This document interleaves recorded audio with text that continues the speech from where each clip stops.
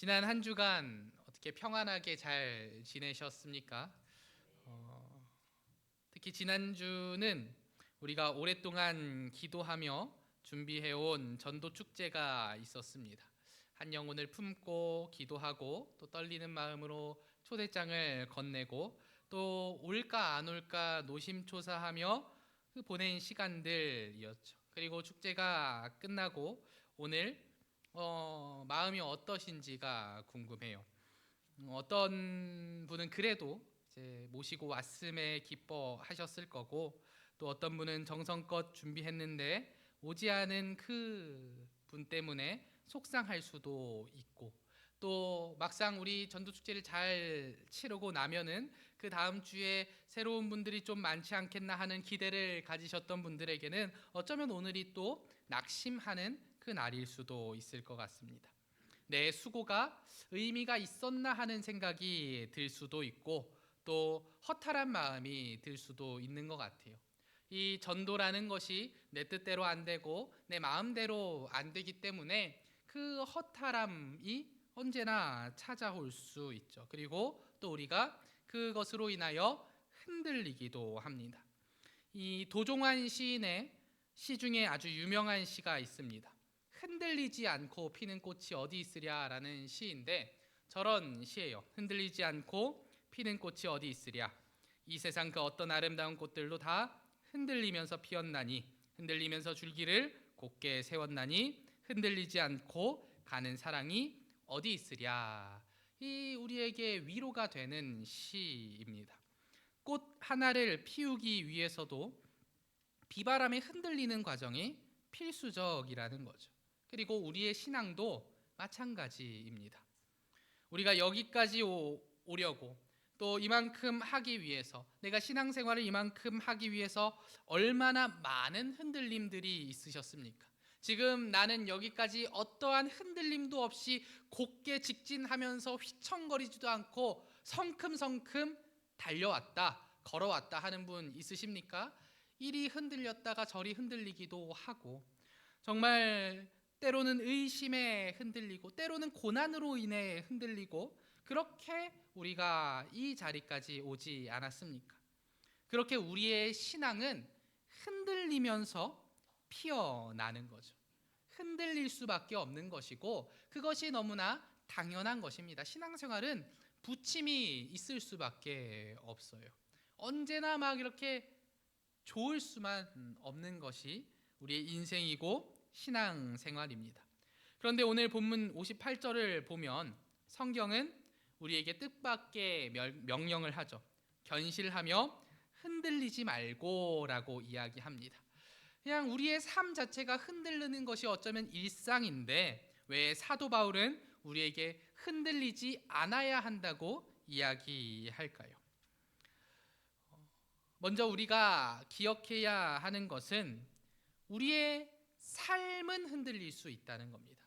우리의 삶은 흔들리고 우리의 신앙생활도 흔들리면서 성장해 나간다는 거죠. 우리가 그것은 기억해야 합니다. 나는 절대로 흔들리지 않을 거야 하는 사람 없고, 나는 흔들려 본 적이 없어 하는 사람 없습니다. 그러나 우리의 삶과 그 모습이 흔들려도 절대로 흔들려서는 안 되는 것이 있다는 거죠. 그것이 바로 우리의 기초입니다. 우리의 신앙생활을 정직하게 돌아보면 이 신앙을 세워가는 것, 신앙생활 하는 것은 어쩌면 공들여서 탑을 쌓는 것처럼 참 힘듭니다. 그런데 무너지는 것은 또 얼마나 순식간입니까? 어제까지만 해도 은혜가 충만했는데 오늘은 누군가의 말 한마디의 마음이 무너지는 것이 우리의 마음이죠. 또 내가 다시는 죄를 짓지 않겠다, 내가 이제는 이 죄를 이겨내며 살겠다 라고 다짐하지만 어느새 우리는 제자리로 돌아가 있는 우리의 모습을 봅니다. 또 그것에 넘어지는, 내가 이전에 넘어져서 내가 다시는 이것만큼은 넘어지지 않으리라고 다짐하고 기도하면서, 하나님 제가 다시 이러면 정말 저 진짜 나쁜 사람입니다. 제가 정말 열심히 하겠습니다. 이것만큼은 내가 이번에는 흔들리지 않고 넘어지지 않겠습니다 했던 그것에서 넘어지는 게 우리의 모습이잖아요. 그러면 우리는 그런 생각이 들죠. 야, 나 정말 구제불능 아닌가? 내 신앙생활 성장할 기미는 있는가? 성장할 수 있는가? 그리고 내가 정말 구원받은 사람인가? 내가 구원받았으면 이렇게 또다시 계속해서 이 부분에서 넘어질 수 있는가? 하는 의구심이 생기는 겁니다. 그러니 흔들리는 거죠. 그런데 괜찮은 거예요. 그것은 우리가 연약한 존재이기 때문에, 우리가 죄인이기 때문에 겪는 아주 당연한 과정입니다. 신앙은 흔들리면서 피어나고 흔들리면서 자라납니다. 무너졌다 세워졌다를 반복하면서 단단해지는 법이죠. 그러나 우리가 그토록 흔들리는데도 그 와중에 절대로 흔들려서 안 되는 단 하나의 뿌리가 있습니다. 그것이 바로 오늘 본문 고린도전서 15장이 그토록 길게 설명하고 있는 것이죠. 고린도전서 15장은 우리가 흔히 부활장이라고 부르는 장입니다. 부활에 대한 이야기를 쭉 하고 오늘 우리가 읽은 마지막 절까지도 그 결국 부활에 대해서 이야기하는 거죠. 그 부활이 우리 신앙의 기초가 되어서 그것만큼은, 부활을 믿는 그 부활 신앙만큼은 절대로 흔들려서는 안 된다는 것이죠. 우리가 지난주 그토록 전도하려고 애썼던 이유가 무엇입니까? 단순히 이 교회에 빈자리가 좀 있으니까 그것을 채우기 위해서입니까? 또 우리 교회가 조금 많은 사람이 있으면 좋겠거니 하는 그러한 가벼운 마음 때문이니까? 그것을 넘어서 우리가 왜 전도하고 왜 힘을 쏟고 왜 정말 온 마음을 다해서 복음을 전하려고 합니까? 죽음에서 승리하신 예수 그리스도의 부활이 너무나 확실한 사실이기 때문에 그렇죠. 그것이 거짓이라면 전도할 필요가 없습니다. 그것이 거짓이라면 우리가 여기 앉아있을 필요도 없는 것이죠. 그런데 예수 그리스도의 부활이 사실이고 그 부활하신 예수님께서 그 부활하신 이유가 나 때문임을 우리가 알고 있기 때문에, 그리고 나를 위해 십자가 지시고 죽으시고 부활하신 그 주님께서 우리에게 하신 마지막 명령이 전도이기 때문에 우리가 그토록 애썼던 겁니다. 그래서 우리가 전한 이 복음의 기초인 예수 그리스도의 부활만큼은 우리가 꼭 쥐고 가야 하는, 우리 마음에 꼭 심고 결코 흔들려서는 안 되는 진리인 것이죠. 그리고 우리가 이 부활의 기초, 이 믿음 위에 서 있다면 우리가 신앙생활하며 겪는 작은 흔들림들은 그저 흔들림으로 끝나는 겁니다. 아무리 흔들려도, 어떤 고난이 와서 흔들려도 우리가 그 부활을 믿는 믿음이 있다면 흔들림에 그치는 거죠. 많이 흔들리면 뽑힐 것 같고 꺾일 것 같고 무너질 것 같지만 우리가 아무리 흔들려도 그 뿌리가 튼튼하다면, 흔들리지 않는다면 우리는 결코 꺾이지 않고 뽑히지 않습니다. 그러니 흔들릴 때 기억하시기 바랍니다. 흔들려도 괜찮다. 막 내 신앙생활이 쉽지 않아요. 이게 내가 제대로 하는 게 맞나? 때로는 주춤주춤하기도 하고, 때로는 진짜 내가 하나님께 나아가는 것이 맞나 고민이 되기도 하고, 내가 이 모습으로 예배에 나가는 것이 고민되기도 하고, 그런 때가 찾아오고 경험이 있으시겠죠. 그러나 그 순간에도 우리의 그 신앙의 기초인 부활을 믿는 믿음이 흔들리지 않는다면 우리는 결코 꺾이고 뽑히지 않는다는 겁니다. 그러니 우리는 그 뿌리를, 부활 신앙을 더욱 견고하게 단단하게 해야 합니다. 우리의 신앙의 기초를 더욱 굳건히 해야 하는 것이죠. 바울은 이렇게 부활의 확신을 가진 자, 신앙의 기초를 단단히 한 자들을 향해 우리 오늘 가장 중심이 되는 말씀 58절과 같이 이야기합니다. 우리 같이 읽어볼까요? 시작.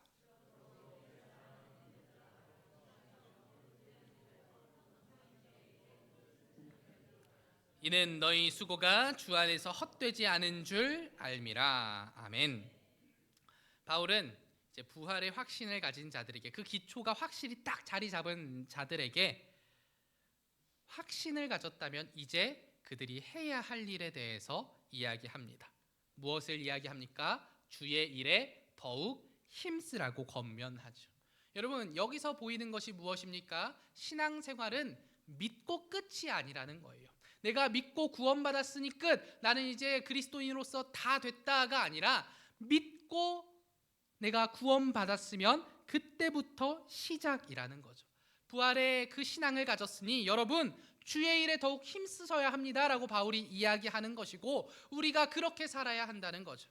나 예수 믿고 구원받고 천국 가니 끝났다가 아니라, 그러니 이제 내가 주의 일에 힘써야 한다가 우리 신앙생활의 모습이어야 한다는 거죠. 여기서 주의 일이 과연 무엇입니까? 바로 지난주 우리가 했던 전도와 사랑의 수고들, 그리고 우리가 매주 하는 하나님 나라를 위한 일들, 예수님께서 우리를 향해 명령하시고 지켜 행하라고 말씀하신 그 모든 일들입니다. 그런데 이 주의 일을 할 때 사실 많은 사람들이 고민하고 시험에 들게 되죠. 앞서 말한 대로 이 흔들리게 됩니다.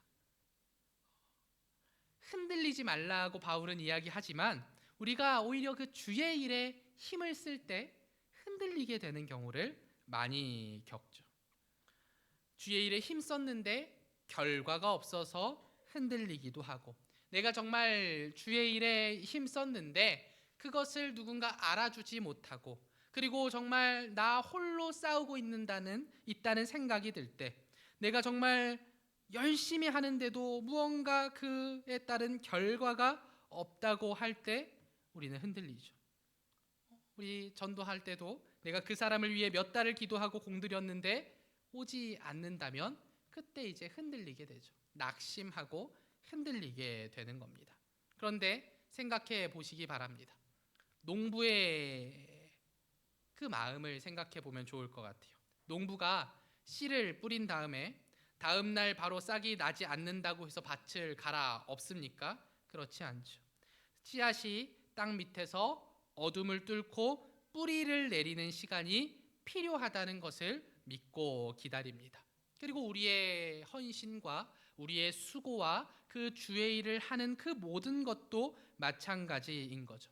우리가 쏟아낸 그 헌신, 우리가 지난주에 전한 그 복음, 그리고 우리가 복음을 전하기 위해 따뜻한 말 한마디 건넨 것, 작은 선물 하나 한 것, 내가 그를 위해 헌신하고 또 우리가 교회를 위해 헌신한 그 모든 주의 일들이 씨앗을 뿌리는 일인 거죠.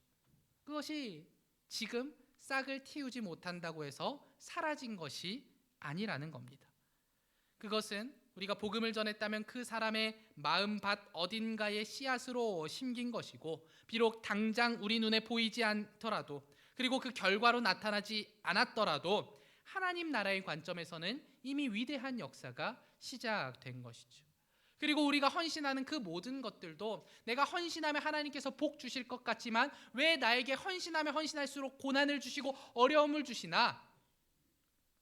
아직 하나님의 때가 이르지 아니한 거죠. 하나님께서 가장 좋은 것을 주실 그때를 기다리라고, 그러니까 그 땅 속에서 뿌리를, 그 헌신의 뿌리를 내리라고 말씀하고 계시는 겁니다. 우리가 견실하며 흔들리지 않아야 할 이유가 바로 여기 있는 거죠. 결과는 우리의 영역이 아닙니다.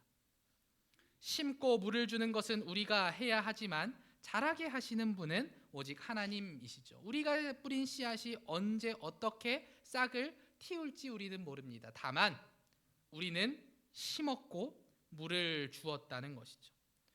결과가 보이지 않는다고 낙심하는 것은 상황에 흔들리는 것입니다. 우리는 결과에 상관없이 그 씨를 뿌리는 그 순종의 행위 자체에 힘써야 하는 거죠. 그리고 기억해야 합니다. 우리는 씨를 뿌리되 자라게 하시는 분은 하나님이시다. 그 거두시는 분은 하나님이시라는 것을 믿고 그 결과가 어떠하든 나는 하나님의 명령에 순종했다는 그 사실에, 그것에 감사하고 그것에 내 신앙을 심어야 하는 것이죠. 그리고 58절 하반절은 또 이렇게 이야기합니다. 이는 너희 수고가 주 안에서 헛되지 않은 줄 알미라. 아멘. 이것이 얼마나 큰 위로입니까?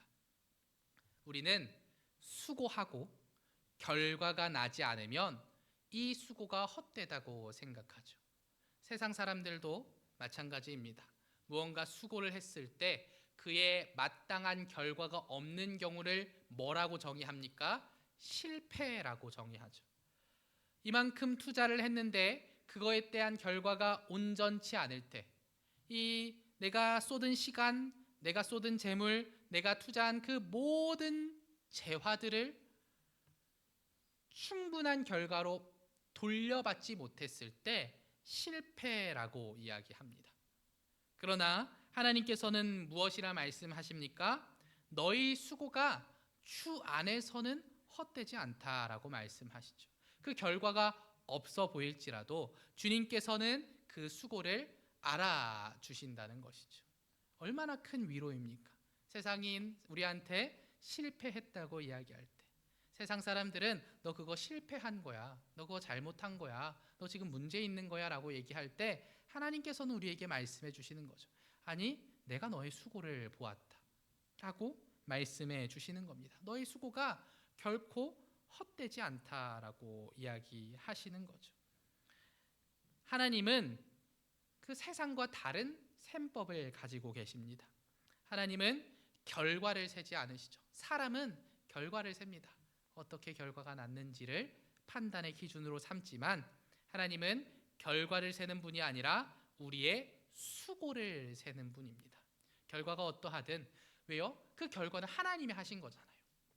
하나님이 안 되게 하시면 하나님이 안 되게 하신 거고, 되게 하시면 하나님이 되게 하신 거니, 그 결과는 하나님께서 하신 것이니 그것은 우리의 수고한 자의 어떠함이 전혀 없는 겁니다. 그러나 수고를 했는지 안 했는지는 그 하나님께서 우리를 보고 아시는 거죠. 그러니 하나님께서 세시는 건 무엇입니까? 결과가 아니라 수고입니다.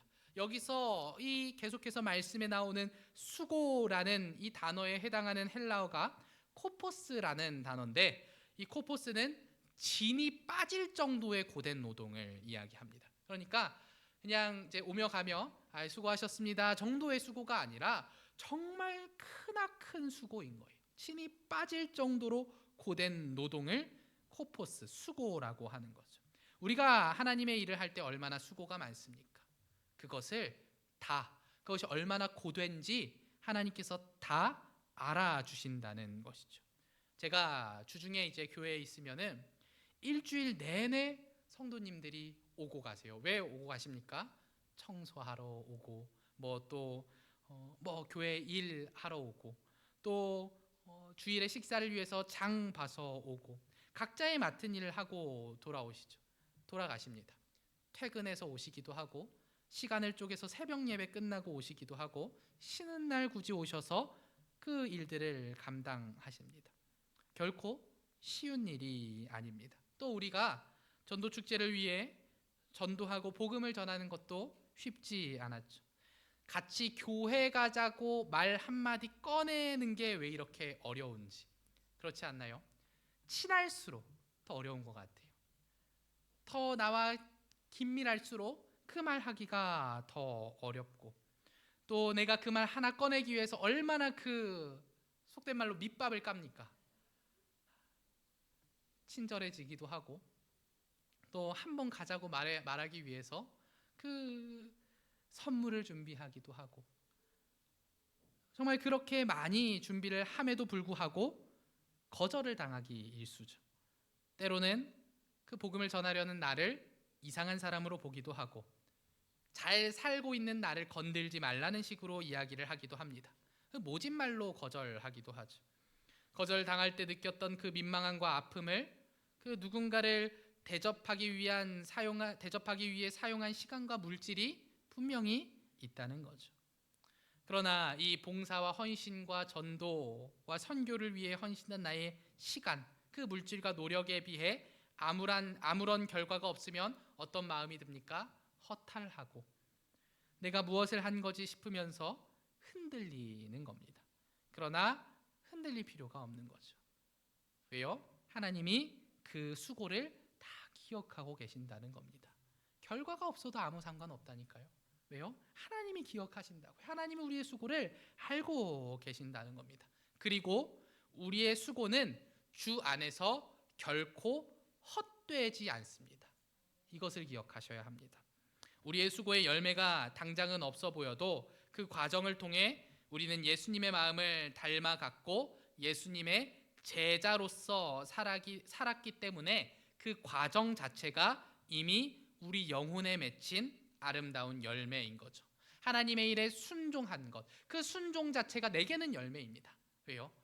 내가 얼마나 순종하지 못하는 인간인지 나는 너무나 잘 알고 있기 때문에, 하나님 앞에서 하나님이 명령하신 것들을 하나하나 어겨가며 살았던 게 나임을 내가 너무나 잘 알고 있기 때문에 그 과정에 있어서 순종한 그 자체가 내게 있어서는 열매라는 거죠. 하나님과 더욱 가까워지는 시간이 되었다는 거죠. 그것을 열매로 삼는다면 그 눈에 보이는 결과가 없어도 내게는 그 순종이, 내게는 그 모든 것들이 열매였음을 우리는 아는 겁니다. 그러니 결코 열매가 없지 않은 거예요. 분명히 열매가 있습니다. 게다가 하나님은 결과가 없는 수고라고 버리시는 분이 아니죠. 오히려 결과와 상관없이 끝까지 신실하게 자리를 지킨 우리를 향해, 헌신한 우리를 향해 착하고 충성된 종아, 내 수고가 내 안에서 너무나 참으로 귀하다라고 말씀하시는 분이시죠. 그러니 우리의 기도는 땅에 떨어지지 않고 우리의 땀방울은 하나님 나라의 그 생명책에 고스란히 기록되어 있는 것이죠. 그러니 우리가 그 결과 때문에 낙심하며 손을 놓을 필요가 없는 겁니다. 이미 그 과정이 내게 은혜고, 과정이, 그 수고가 이미 하나님께 상달되었다는 것을 기억하셔야 합니다. 우리의 수고가 이미 그 자체로 충분히 가치 있다는 거죠. 제가 드리는 위로가 아니라 하나님이 그렇게 말씀하시는 겁니다. 게다가 우리는 너무나 짧은 삶을 살아가며 우리가 볼 수 있는 시간 너머의 것을 볼 수가 없습니다. 무슨 이야기냐면, 우리가 지금 이 복음의 씨앗을, 헌신의 씨앗을 심었으나 우리에게 결과가 보이지 않는다. 그냥 정말 결과가 없는 것일까요? 우리의 짧은 인생으로는 판단할 수 없다는 거죠. 우리의 시간과 우리의 시선 너머에 열매가 맺힐 수 있다는 겁니다. 우리는 내가 볼 수 있어야만 열매라고 생각하겠지만 하나님은 하나님의 때에 열매를 주십니다. 우리 그런 이야기를 너무나 많이 들었잖아요. 한 사람의 순교로 인해서 지역이 변화되고, 한 사람의 헌신으로 인해서 그 하나님께서 복을 주시는 그 많은 이야기들을 들어왔습니다. 하나님께서는 하나님의 때의 열매를 주신다는 것이죠. 제가 제 동생을, 그러니까 수용이를 생명샘 교회로 이제 교회를 다닐 수 있도록 어린 나이에 그 친구가 주일학교일 때 인도를 했던 것 같아요. 그런데 제가 말은 안 했지만 동생이 교회를 다니고서부터 속이 답답한 일들이 많았어요. 왜냐? 좀 잘 열심히 하면 좋잖아요. 하고 나오기로 했으면 좀 잘 열심히 하고 정말 헌신해서 하고 정말 신앙생활이 차곡차곡 쌓여가면서 잘하는 모습을 보여주면 좋을 텐데, 그리 신앙생활에 성실하지 않은 거죠. 그러면 이제 제 속이 타는 거죠. 좀 열심히 했으면 좋겠는데 왜 저렇게 열심히 하지 않을까? 뭔가 좀 아쉬울까? 그래도 감사하죠. 자기가 신앙생활을 갖고 교회를 다니는 것이 너무나 감사했는데 그래도 조금 더 잘하고 열심히 했으면 했는데 그게 잘 안 되는 거예요. 그것이 이제 고등학생이 지나고 대학생이 되어도 마찬가지더라고요. 그런데 우리가 이 신앙을 가지기 위한 골든 타임, 그러니까 그 가장 이제 신앙이 성장하기 좋은 때를 청소년기라고 이야기하죠. 그런데 이 대학생이 되어도 이 신앙생활이 성장하게 보이지 않는 거예요. 그러면 이제 어떤 생각이 드냐? 틀렸다. 저기까지구나라는 생각이 드는 거예요. 딱 저만큼이겠구나라는 생각이 들었어요.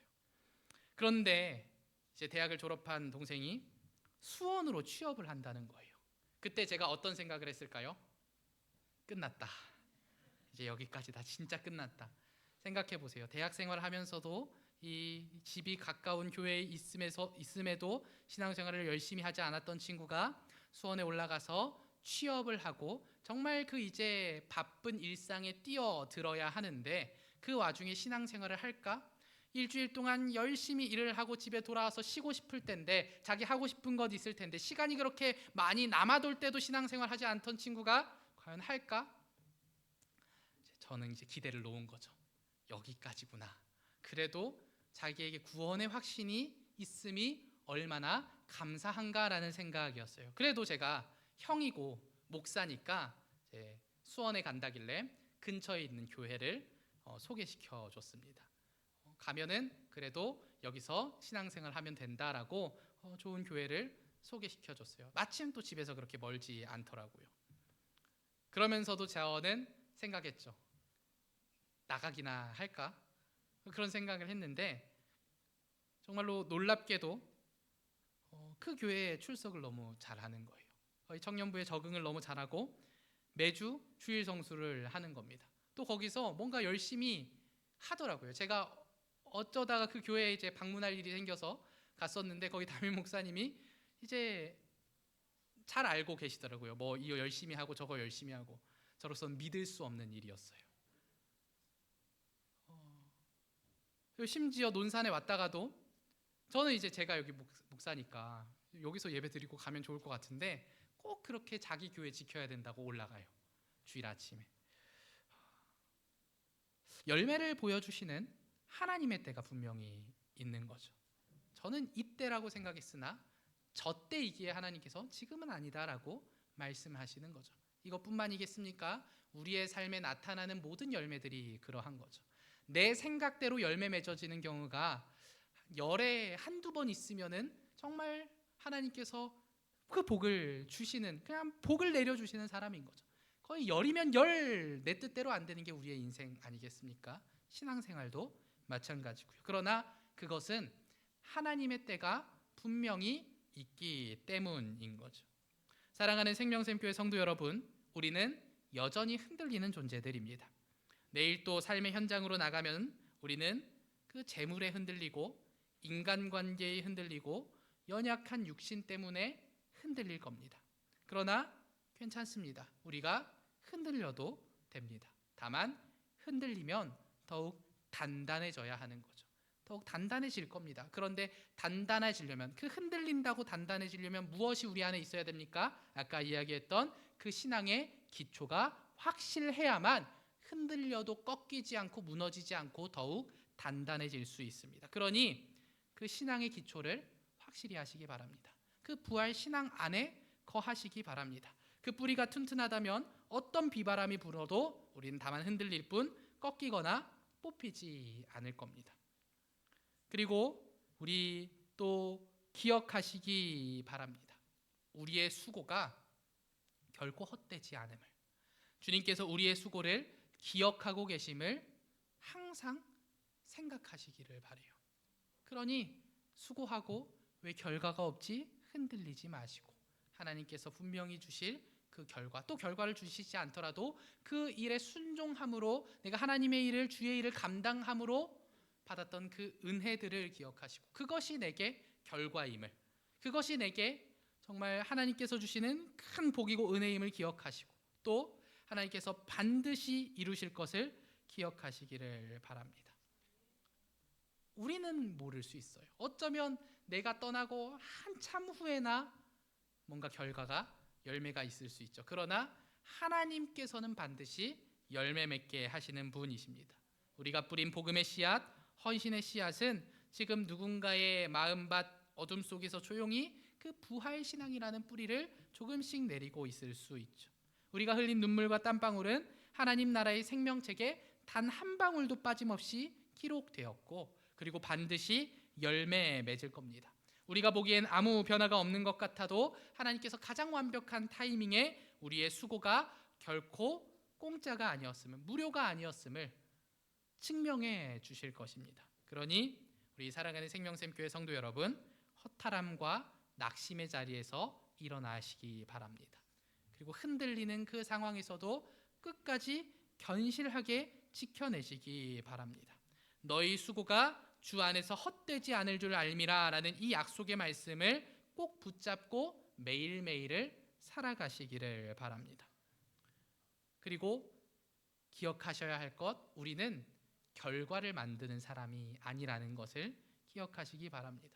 그러니까 제가 항상 하는 말인데, 하나님 탓해도 됩니다. 결과가 안 나왔어요. 나는 열심히 했습니다. 나는 최선을 다했습니다. 내가 할 수 있는 모든 것을 다했는데 결과가 안 나왔다. 하나님께서 막으신 거죠. 그런데 하나님께서 막으실 때 아무 이유 없이 나 너 싫어하고 막으시겠습니까? 이유가 있으니 막으시겠죠. 그러면 막으심에 감사할 수 있어야 하는 거죠. 하나님께서 막으셨구나. 왜? 이유가 있으시겠지. 열매 맺기 위함, 또 그 먼 미래의 결과를 위함, 하나님의 때를 위함이겠지라고 그것을 받아들일 수 있는, 그렇게 단단하게 살아갈 수 있는 우리 모든 성도님들이 되시기를 바랍니다. 씨앗을 자라게 하시고 거두실 하나님을 신뢰하며 우리에게 맡겨진 주의 일에 힘쓰는 우리가 되어 결코 우리의 수고가 헛되지 않음을 기억하며 살아가시는 우리 모든 생명샘교회 성도님들이 되시기를 주님의 이름으로 축원합니다. 우리들이 이 시간 함께 기도하기 원합니다. 하나님, 내가 흔들릴 수 있습니다. 그러나 주님, 그 흔들림이 오히려 우리의 단단함이 되고, 또 그 흔들리더라도 우리가 부활 신앙으로 나아갈 때 결코 꺾이지 않음을 기억하오니, 주님, 우리가 그 부활 신앙으로 사는 자답게 주의 일에 힘쓰는 자들이 되게 하여 주시옵소서. 그리고 그 수고로 인하여 낙심하는 것이 아니라 그 수고가 헛되지 않음을 알고 하나님께서 반드시 이룰 것을 믿고 감사함으로 기도하며 나아가는 우리 모두가 되게 하여 주시옵소서. 우리들이 기도 제목 가지고 주님의 이름 부르며 기도합니다. 주여 하나님, 우리들 함께하여 주시옵소서. 주님, 우리의 수고가 헛되지 않음을 믿습니다. 하나님께서 우리의 수고를 기억하심을 믿습니다. 하나님, 우리가 흘린 땀방울 하나하나를 주님께서 받아주시오니, 하나님께서 기억하시오니 우리가 그 수고에 합당한 삶을 살게 하여 주시옵소서. 주님, 우리의 수고가 헛되지 않기에 하나님, 우리가 더욱더 귀한 부활 신앙으로 나아가기를 원합니다. 하나님, 우리가 더욱더 주의 일에 힘쓰기를 원합니다. 하나님, 우리와 함께하여 주시고 우리의 믿음을 지켜주시고 우리가 정말 주님께로 그렇게 나아가며 주님과 가까이 살아가는 주님의 자녀 되게 하여 주시옵소서. 주여 하나님, 우리의 모든 것을 하시는 주님께서 우리의 모든 것을 책임져 주시고 인도하여 주실 것을 믿사오니, 주님, 우리의 수고가 언제나 주님을 향하게 하여 주시옵소서. 주여, 간절히 바라고 원합니다. 주여 하나님, 함께 해주시옵소서. 하나님, 감사합니다. 우리 오늘 들은 이 말씀을 기억하기를 원하오니, 주님, 우리의 수고가 결코 헛되지 않음을 기억하게 하여 주시옵소서. 그러니 우리가 더욱 주의 일에 힘쓰기를 원합니다. 주님, 또한 우리가 견실하여 흔들리지 않기를 원합니다. 하나님, 그 모든 일들 가운데 하나님 함께하여 주시고 우리가 주님의 말씀대로 행하는 귀한 교회 되게 하여 주시옵소서. 예수님의 이름으로 기도합니다. 아멘.